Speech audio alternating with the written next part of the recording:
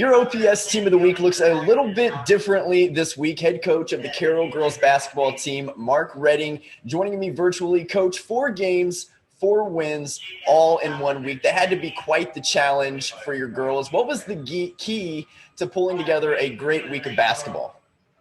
Well, I think it's just mental. When you play that many games, I think these girls are used to playing AAU basketball, playing that many games in a couple days, and I think that was a key. But I think mentally, keeping our minds sharp, and then beating DeKalb and the Northrop, very challenging games, and then you go play the Homesteads and the Northridge.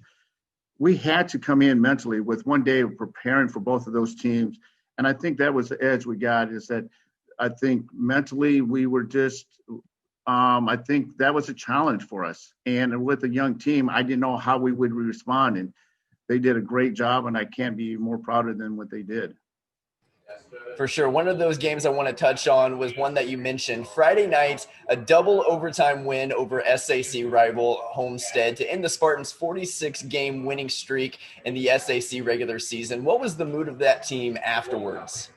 They were very excited. I mean, that was, it's always been a rivalry, even when we were in the same conference in the Northwest Conference and then now in the SAC. This was a big game for us because, Homestead set a high bar, and for us, we wanted to know whether we could be at that same level.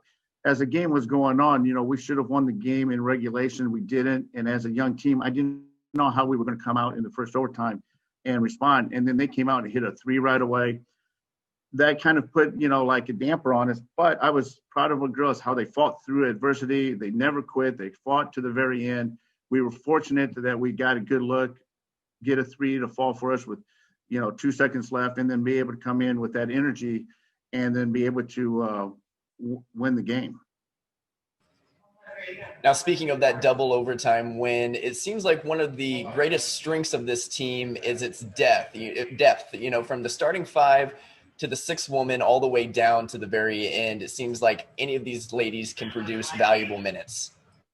There's no question about it. We are 10 deep, and we have such a versatile team that we can put people in different positions.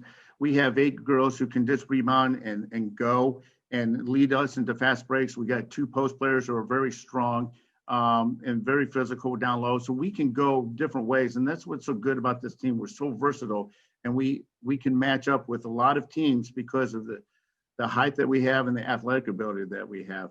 And that helps us with, matchups. Obviously, it's still early in the season, but as of right now, this team is a top contender for the SAC conference title. What would it mean to be able to do something like that?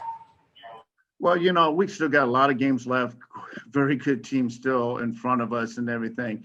I mean, it's nice to be in this position, but again, what we look at is we focus on, the tournament, how we're going to get better as the year goes on. And the great thing about the SAC, there's so many good teams that prepares you for the tournament. And, that's the key. It's just continue playing the way we are. The thing about this team that's great, is our defense. Our defense is creating a lot of turnovers, a lot of opportunities for us. And our girls play hard, and that's what I tell them. I said, I can't complain about the outcome of a game because of all the effort and the 100% effort they give us day in and day out. And that's even included in practice too. Now, just as it's important not to ride the lows, you can't ride the highs for too long. With still a lot of games left to be played, how do you keep your team motivated moving forward? Well, the thing is this is a different position for us.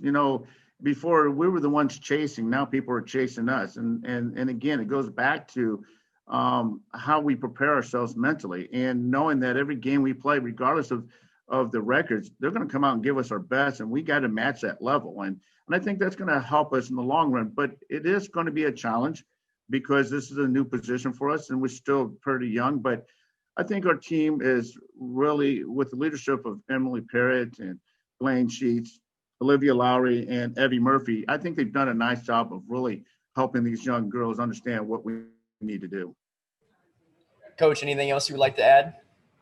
Hey, I'm just very fortunate to have this team and be able to be the team of the week is awesome for these girls, for the hard work they put in, not only in the summertime, but what they're putting in right now.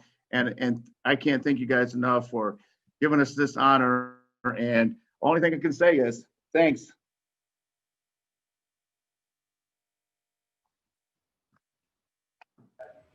Congratulations to the Carroll girls basketball team. The Lady Chargers are your OPS team of the week.